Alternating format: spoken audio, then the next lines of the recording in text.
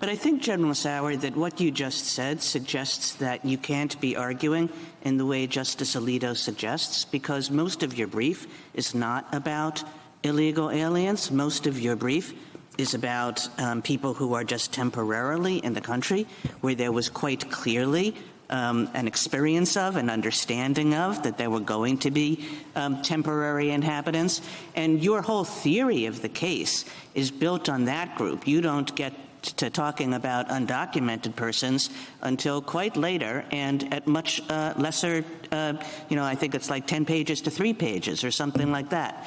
So you can't really be going with Justice Alito's theory. You must be saying that there is a principle that developed, that was there at the time of the 14th Amendment. Isn't that right? We agree there's a principle there at the 14th Amendment. It is jurisdiction means allegiance, the allegiance of and this very strongly reflected in the 19th century sources, the allegiance of an alien present in another country is determined by domicile. And that goes back to the Venus and the Pizarro. It goes through the Katza affair in 1853. It comes right up to Fong Yui Ting and Lau Au-bu that are decided shortly before Wong Kim Ark. So that's the principle. That principle clearly applies here. I also respectfully disagree. Yeah, and I guess, Mr. General Sauer, where does this principle come from? Allegiance, domicile, allegiance, I think you point to a Lincoln funeral speech as your primary example of where this principle comes from.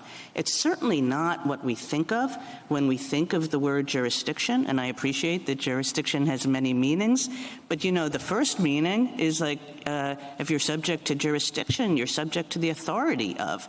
One doesn't say, what that means is a certain kind of allegiance that domiciliaries have and nobody else does.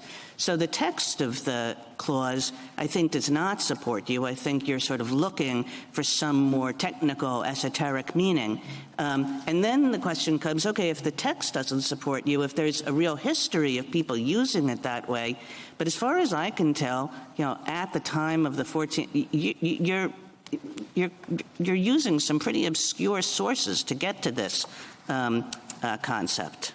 Well, I take it straight from the framers' mouths. So, for example, Senator Trumbull was asked, what does jurisdiction mean? He means subject to the jurisdiction. He said, what does that mean? He says it means not owing allegiance to anybody else. He is the principal framer of the Civil Rights Act of 1866. Representative Bigham, who's the framer of the 14th Amendment, is asked, what does it mean in the congressional record at page 1291? He says, within the jurisdiction of the United States of parents not owing allegiance to any foreign sovereignty. And we've cited many, many examples where the congressional debates reflect that. Then you referred to the oration of George Bancroft. That's one of probably 16 sources, but there's at least 13, counting that one in the 12 treatises we cited, pages 26 to 28 of our brief. There is over a dozen sources that specifically address temporary sojourners.